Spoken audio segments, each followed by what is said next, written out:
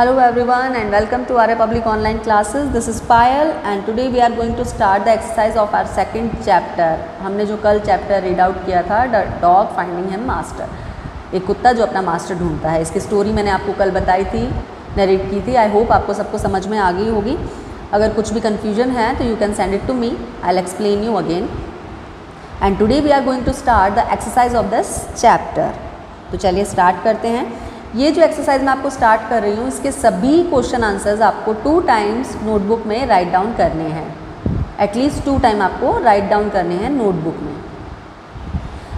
Notebook में 2 बार लिखने से क्या होगा, आप सोचोगे एक बार भी लिख सकते हैं, लेकिन 2 बार लिखने से बेटा ये होगा कि आपकी जो स्पेलिंग है ना, वो स्पेल मिस्टेक्स आपका करेक्शन हो जाएगा।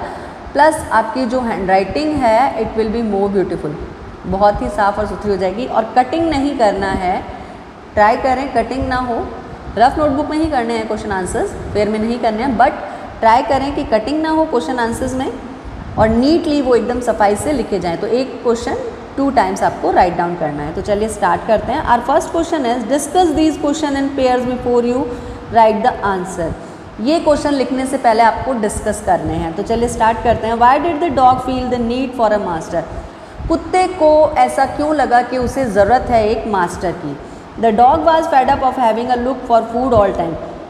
क्योंकि कुत्ता थक चुका था सारे दिन अपना भोजन ढूंढते ढूंढते। He was also tired to protecting himself, और वो ये अपने आप को बचाता हुआ भी थक चुका था फ्रॉम स्ट्रॉन्गर एनिमल्स, अपने से ज़्यादा ताकतवर जानवरों से। He needed a master who could provide him both food and protection in return of his service. वो ऐसा मास्टर चाहता था जो सेवा के बदले में उसे खाना और प्रोटेक्शन दोनों दे, इसलिए उस कुत्ते को ज़रूरत पड़ी मास्टर की। Next question is why did he first choose as a master, why did he leave that master? उसने किसको चुना सबसे पहले मास्टर के लिए और उसे क्यों छोड़ दिया? The dog first choose the wolf as his master. कुत्ते ने सबसे पहले वॉल्फ को चुना था। He left the wolf because the bear was stronger than the wolf. उसने भेड़िए को छोड़ दिया, क्यों? क्योंकि बियर यानी भालू जो था उससे ज़्यादा स्ट्रॉन्गर था। And the dog wanted to serve the stronger animal.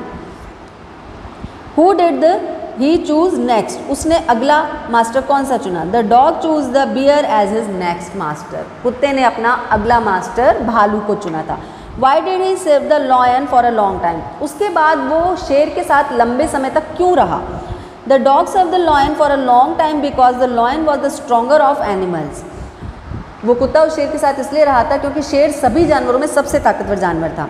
And rule the jungle, और जंगल पर राज करता था। This provided the dog with enough food and protection, और वो उसे भरपेट खाना और सुरक्षा भी देता था। Who did the finally choose his master and why? Finally उसने किसको चूज किया अपने मास्टर के लिए और क्यों? Finally the dog choose man his master. He did so because man was the most intelligent creature on the earth and ruled over the animal. Even the lion was afraid of him. Finally उसने आदमी को चुना, और इसलिए चुना क्योंकि वो सबसे इंटेलिजेंट यानी समझदार प्राणी है धरती पर, और सभी जानवरों पर भी राज कर सकता है। इवन की लॉयन भी उससे डरता है। तो ये थे क्वेश्चन आंसर्स।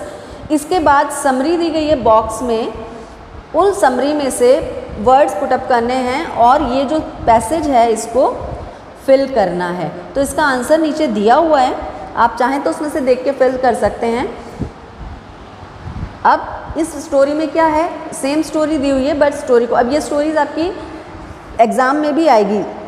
कैसे आएगी? जैसे सेम इसमें दिया हुआ वैसे ही अप्रोप्रिएट वर्ड्स उसमें भरने होंगे जो कि इंडेक्स में आपको दिए हुए होते हैं, और उन वर्ड्स को भर के वो स्टोरी कंप्लीट करनी होती है। आप लोगों को कंप्लीट करनी होती है इन द सेंस जो वर्ड्स उसमें दिए हुए हैं फिल करने होते हैं, तो उससे वो स्टोरी कंप्लीट होती है।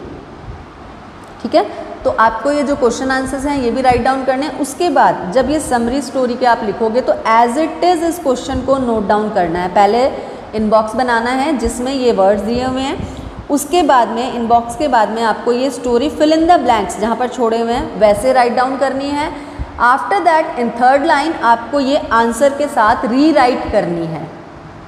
अब ऐसा करने के लिए मैं क्यों कह रही हूँ, बिकॉज ऐसा करने से आपको ये स्टोरी एट दैट टाइम ही याद हो जाएगी, अलग से उसे याद करने की नीड नहीं पड़ेगी। बिकॉज आप जब वो वर्ड लिखेंगे पहले तो वो वर्ड आपके माइंड में रहेंगे, उसके बाद आप फिल इन द ब्लैंक्स लिखेंगे तो वो स्टोरी आपके माइंड में नरेट हो जाएगी। थर्डली जब आप उसका आंसर राइट करेंगे तो वो फिल इन द ब्लैंक्स अपने आप ही आप उसमें लिख पाएंगे, बिकॉज आपको स्टोरी नरेट की हुई है, पहले पूरी स्टोरी पढ़ाई हुई है, तो आपको अपने आप पता लग जाए कि कौन सा वर्ड कहाँ पर आएगा। तो ये आपको रीराइट करने तीनों एज इट इज़, जैसे इसमें लिखे हुए हैं वैसे ही आपको नोटबुक में पहले क्वेश्चन नोट डाउन करना है, फिर इनबॉक्स बनाना है, आफ्टर दैट ये फिल इन द ब्लैंक्स करने हैं, एंड इन लास्ट आपको ये आंसर पूरा पैसेज में लिखना है। और इस पैसेज को आप 2 टाइम्स राइट करेंगे। 2 टाइम्स राइट करने का मतलब आप समझ गए होंगे। 2 टाइम्स राइट करने का मतलब है आपके स्पेल करेक्ट होना, आपको स्टोरी लर्न होना। इसके अलावा आपको इसमें पैसेज नंबर, ये जो ऊपर पैसेज आए हैं ना लेसन्स में, ये देखिए यहाँ पे 7 पैसेज हैं। लास्ट पैसेज अपन ने 7 पढ़ा था, तो इसमें जो पैसेजेस आए हैं उसमें से आपको passage number 3rd and 4th लिखना है नोटबुक में। ये जो 4th है ये रहा और ये 3rd, तो ये पैसेज लिखना है, आफ्टर दैट क्वेश्चन आंसर करने हैं। ठीक है, 3rd और 4th दोनों क्वेश्चन को पैसेज आपको राइट डाउन करने हैं नोटबुक में, उसके बाद इनके क्वेश्चन आंसर करने हैं। ये सीन पैसेजेस हैं जो बुक में से आपके एग्जाम में आएंगे। इसके अलावा अनसीन पैसेजेस और आएंगे, वो हम जब ग्रामर का पोर्शन करेंगे तो उसमें आएगा, मैं उसमें आपको करवा दूंगी। उससे पहले हम लोग हर चैप्टर के सीन पैसेजेस करेंगे।